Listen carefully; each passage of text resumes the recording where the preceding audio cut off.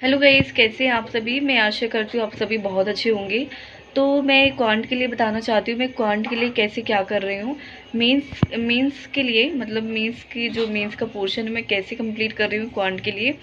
तो देखिए, क्वांट के लिए मैं मीन्स की क्लासेस कर रही हूँ आशीष सर की। और अभी मीन्स में सेल्फ तो मैं उतना ज़्यादा नहीं कर पा रही हूँ क्योंकि समझ में नहीं आता है कहाँ से स्टार्ट करना है, कहाँ पे चीज़ों को करना है। तो ये चीज़ें समझ में नहीं आती हैं। तो इस वजह से मैं सर की क्लासेस ही डेली बेसिस पे करती हूँ। और इसके बाद फिर सेक्शनल मूक देती हूँ और फिर उसका एनालिसिस करती हूँ। जितना मुझसे बनता है, मुझे समझ में आता है, मैं करती हूँ। और इसके बाद फिर मैं सर की क्लासेस कंटिन्यू कर रही हूँ। अभी सर की जितनी भी क्लासेस आ रही हैं और जो पहले हो चुकी हैं, जो मैंने कर ली हैं, उनका रिवीजन कर रही हूँ। तो क्लासेस को करती जा रही हूँ मैं डेली बेसिस पे।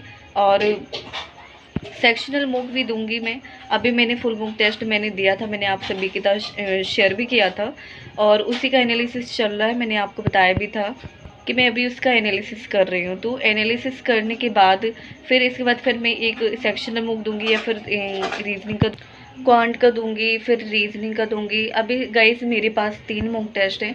मैंने गाइडली का ले लिया था, आप सभी के कहने पे ले लिया था और मुझे बहुत अच्छा भी लग रहा है। उसमें इजी, मॉडरेट एंड डिफ़िकल्ट सारे लेवल उसमें दिए गए हैं और उसी के हिसाब से मैं उसको उसमें भी अटैम्प्ट करती हूँ।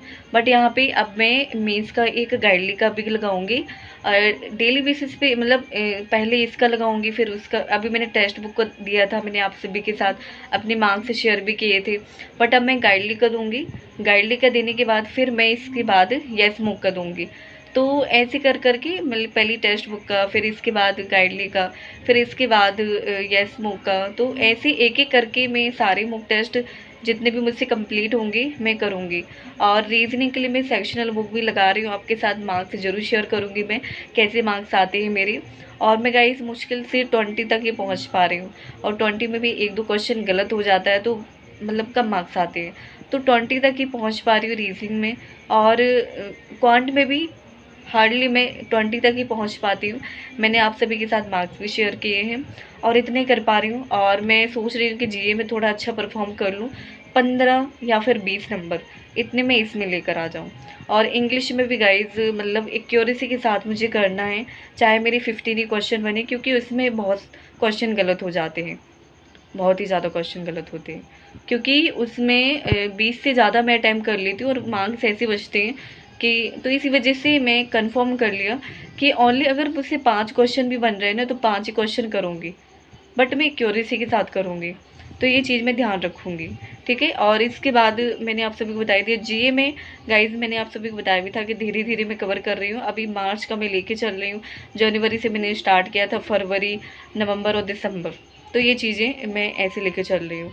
और इसका तो इनको गाइज मैं ऐसे लेके चल रही हूँ। और एक चीज़ गाइज है कि जो कॉन्ट सेक्शन है उसमें मैं क्या कहते हैं सेल्फ नहीं कर पाती हूँ। सेल्फ ऐसे क्वेश्चन कर पाती हूँ जो सिंप्लीफिकेशन वगैरह है, इनको मैं कर पाती हूँ सेल्फ से।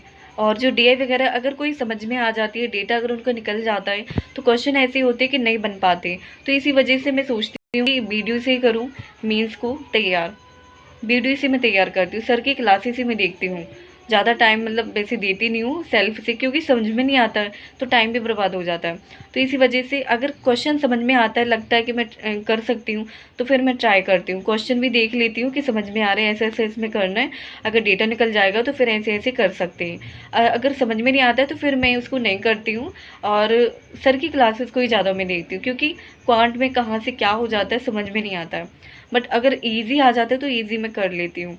बट थोड़ी डिफ़िकल्ट लेवल में जो डी आई वगैरह होती है जिसमें थोड़ा कैलकुलेशन वगैरह समझ में नहीं आती, कहाँ से कैसे क्या हो जाती है, तो ये चीज़ें समझ में नहीं आती, बट कर लेती हूँ।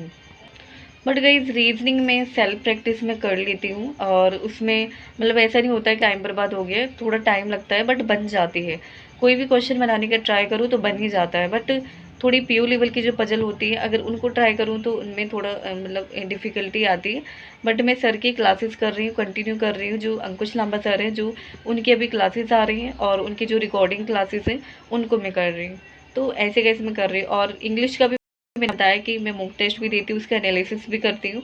और सर की क्लासेस को भी डेली बेसिस पे करती हूँ। जो उनकी आ रही है वो भी कर रही हूँ और जो उनकी हो गई है उनको भी कर रही हूँ। तो सारी चीज़ें मैं सीख रही हूँ धीरे-धीरे। और अभी मैंने आपके साथ मार्क्स भी शेयर करे। मैं अभी गाइडली का दूँगी, गाइडली का पहला मॉक टेस्ट दूँगी, फुल मीन्स पूरा दूँगी, ठीक है? कितना मैं स्कोर कर पाती हूँ आप सभी के साथ ज़रूर शेयर करूँगी, ठीक है?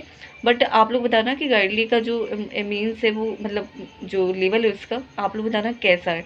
मैं तो दूँगी और आपके साथ ज़रूर शेयर करूँगी, ठीक है? तो आप लोग बताना आपकी मेंस की तैयारी कैसी चल रही है। Thank you guys. I hope आपको ये वीडियो अच्छा लगा होगा। अगर आपको ये वीडियो अच्छा लगा है तो लाइक एंड शेयर ज़रूर करना। Thank you guys.